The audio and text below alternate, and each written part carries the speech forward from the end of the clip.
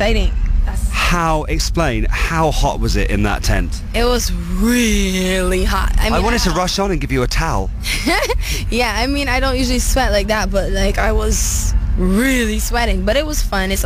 I was so glad that the weather was like this today, because all tour long, you know, we're on tour right now and it's been really cold everywhere, but it was so beautiful today.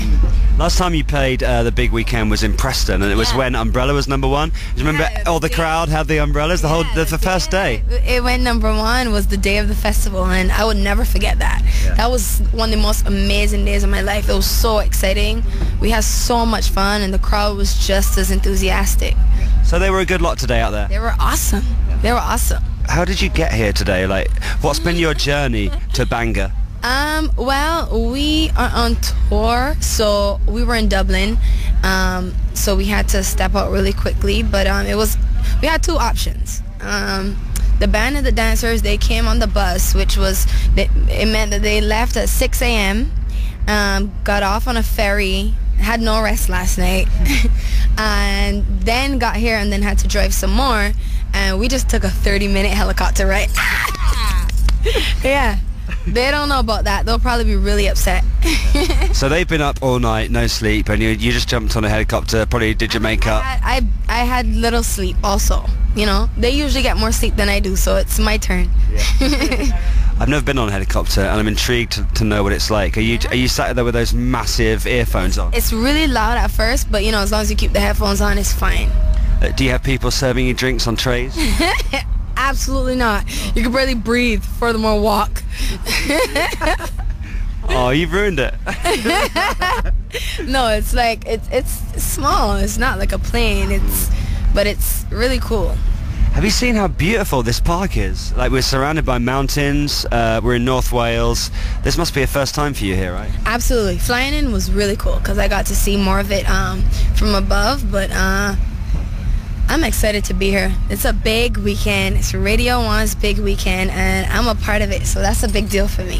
When you're playing a gig like this, do you decide like a long time beforehand what songs you're going to do, or do you just think, I'm in this mood today, so I want to do one of my songs that sounds like this? Well, actually, today, we usually do it like that, except that we're on tour right now, and our show is like almost 2 hours long, and it's very fixed. It's very... we know it by heart, so it's a completely different show than doing a festival and doing 30 minutes on stage. So we kind of had to rehearse and change a lot of things and just kind of freestyle, really. But we had an idea of what we wanted to do because we wanted to keep it kind of high energy. So we had to do Russian Roulette because that's what the listeners wanted to hear. Is there any song that you think, oh God, I don't want to do this one again, but it's such a crowd please that you have to?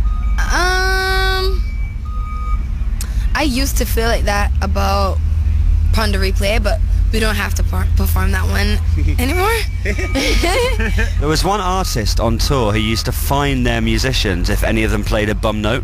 They would fine them like $50. Really? What happens if they do that on your... If you're like, you're Rihanna, you're a huge star, and you hear someone go... Someone goes "Bow" on the piano. What happens then? It happens. Everyone, including myself, the band, we all look back at that one player and just laugh. No, even if I hit a bad note, I look back and I know my bass player is laughing at me. Like we it's a thing with us. We know each other's music and each other's instruments so well that when something isn't right, we could tell. So you keep it fun, you don't fire them? Oh, no. I love your hair. You too? Yeah, it's kind of... When did you decide to go for the shave? We went for it a while ago. I would say over a year ago we first shaved it, yeah. Okay. And obviously it looks planned. It's not like a Britney Spears thing where you just think, oh, I'm going to go in and... I didn't do it myself. Ursula Stevens, who's my hairstylist, and she thinks she's the bomb. And so do I, clearly. She shaved it for me. I mean, it would have been butchered if I tried to do this myself. Yeah, it doesn't look like you've done it yourself. Now, one more thing. On the trailers we've been running all before the big weekend, you say, get ready to whack out, Bangor. And then on stage today, you thanked everyone for whacking out. And I think there's some confusion about what the whack out is. So can you just tell us? Because I'm not sure people knew what to do. rock out. I thought you said. I thought it was whack out. Well, no, I said rock out. Oh. Sorry, I got that wrong. I was whacking out, and you said rock out. Yeah, and I think everyone out there definitely knew already what rocking out meant. Oh, sorry, I got that wrong, not you.